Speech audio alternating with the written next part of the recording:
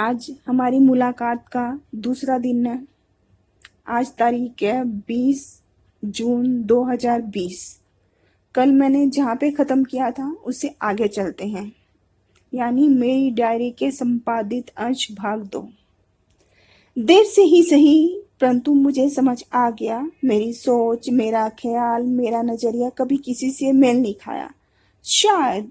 शायद यही वजह रही मेरी कभी किसी से बनी नहीं। मुझे इसे स्वीकारने में कभी भी किसी तरह का संकोच नहीं हुआ कि मुझे पसंद करने वाले लोगों की संख्या नगण्य है। अब है तो है, मैं दूसरों के लिए खुद को तो बदलने से रही। अपने लिए दूसरों को बदलना काम थोड़ा मुश्किल जरूर है, मगर नामुमकिन नहीं।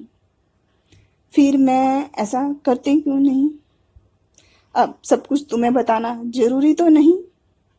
बात पसंद नापसंद की निकली है तो एक काम की बात तुम्हें भी बता देना चाहती हूँ, जिसके बारे में मुझे ऐसा लगता है, जिसके बारे में ना तो तुमने कहीं कुछ पढ़ा है, ना ही किसी से तुमने उसके बारे में कुछ सुना है।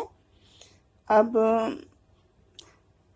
क्या कहूँ, अगर किसी को खोने के बाद जिसे तुमने उसके जीते जी कभी महत्व नहीं दिया, तुम खुद में कुछ परिवर्तन देखो।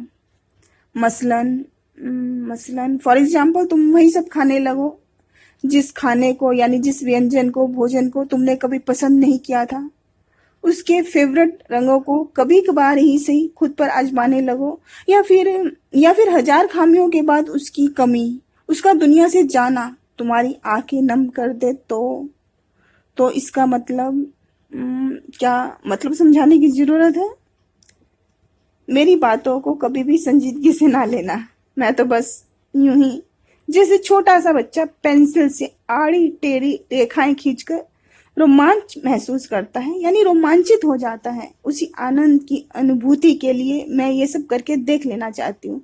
ये सब मतलब राइटिंग, लिख के देख लेना चाहती हूँ, क्योंकि लोग तो कहते हैं लिखना बहुत मुश्किल काम है। तो मैं तुमको यही समझाना चाहती हूँ, लिखना कोई मुश्किल काम नहीं है। जैसे मैंने इतना सारा तुम्हारे लिए लिखा, ऐसे तुम भी तो लिख सकते हो। कभी कोशिश करोगे? चलो हम वापस मुद्दे पे आते हैं।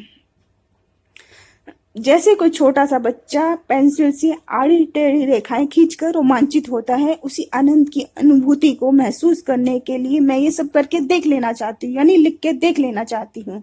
किसी काम को करके ऐसे ही आनंद की अनुभूति को तुमने भी महसूस किया हो तो बताना।